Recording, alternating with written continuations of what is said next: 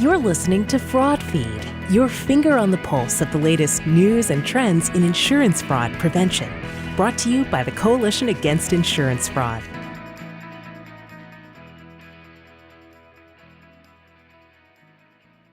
Hello, this is your host, David Veach, coming to you with FraudFeed. Imagine you're driving home one night after a pleasant dinner with close friends. It's been a happy evening, full of good cheer. You're going through an intersection when a minivan suddenly runs the red light and T-bones your car. Broken pieces of glass fly everywhere, and your car spins crazily around. It's a terrifying split second. Your life is on the line. One thing you're counting on to keep you safe, your airbag. It doesn't inflate. What happened? A dishonest body shop installed a worthless counterfeit airbag during some repairs a while back. You've been victimized by a crime called airbag fraud. And here's the rub. The knockoff airbags are cheap counterfeits. They don't work in a crash. You're left without any airbag protection. Your life is on the line, and so are the lives of your passengers. Steve Osborne is with Honda America, which is working for tougher airbag laws. He explains the danger if you get into a crash without airbags. Every time one of the safety systems is eliminated, it increases the risk of injury or death to the drivers and to the passengers. So without the airbags, I think it tremendously increases the risk. The motive for airbag scams is simple. There's good money in it. Most body shops are honest. It's the crooked mechanics who put your safety at stake, and your families, all for an extra $1. To be perfectly honest, shady repair shops don't care about your safety. They just want their profits. Whether you survive in a crash is your problem. Chris Basso is with Carfax, which helps you research the history of used cars you're thinking about buying. Basso further explains the drive of dishonest body shops. Airbag fraud is purely driven by greed. It is a monetary benefit for unscrupulous repairmen and service shops to not replace airbags at all, or use stolen or salvaged airbags to replace a deployed airbag, simply to deposit $1,000, maybe $1,500 for each airbag in their pocket and put people's lives at risk. Here are 3 kinds of airbag scams you should watch for. In one scam, the body shop installs a cheap knockoff airbag in your vehicle after your factory original deploys during a crash. The mechanic might use a $50 junk airbag he found on the internet. He then charges your insurance company big markups for a legitimate bag that was never even installed. Here's another trick. Sometimes the body shop simply fills your airbag compartment with garbage, like old sneakers, rags, and beer cans, then seals it back up. And finally, watch for a third scam. Let's say you have a minor fender bender, so your airbag doesn't even need to deploy. But still, the mechanic lies that the airbag did open and needs replacing. And what does the body shop install? You guessed it, a counterfeit airbag. Chris Basso offers more insight into how these airbag schemes work.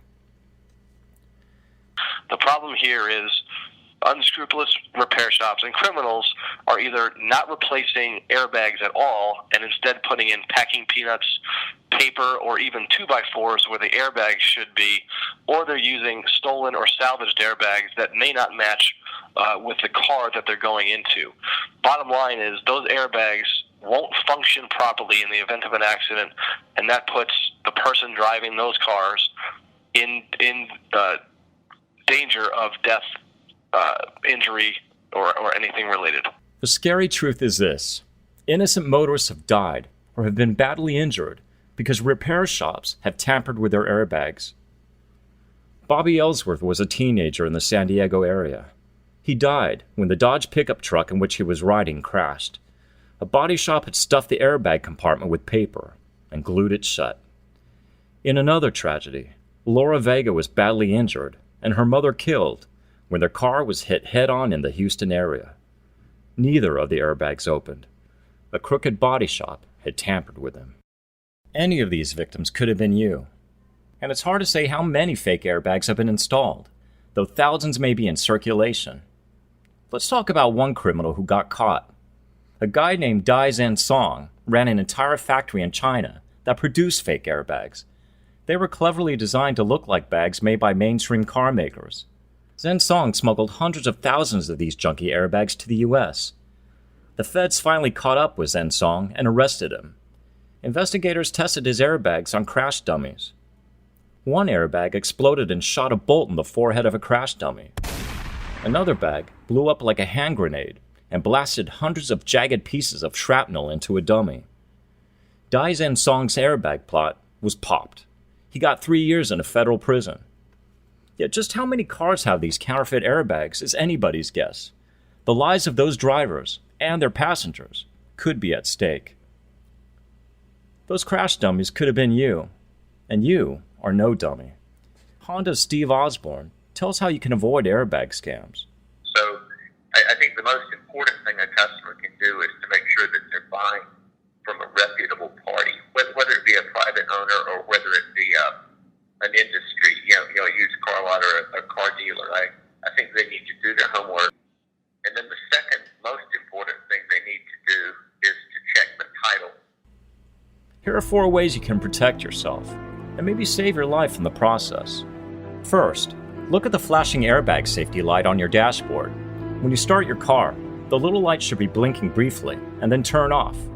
If the light keeps on flashing or doesn't come on at all, then you may have airbag problems. Have a certified mechanic check out your airbags. Second, see if there are small tears around the edges of your airbag cover. This could mean that someone has cut open your airbag compartment and removed your airbag. Third, are you thinking about buying a used or salvaged car? Have a certified mechanic inspect your airbags before you buy. And finally, use a commercial service to search the history of a used vehicle you're considering buying. See if it's been in a crash or salvaged. Let's all take the air out of airbag scams. Your next ride should be in a safe car, not an ambulance. This has been your host, David Veach.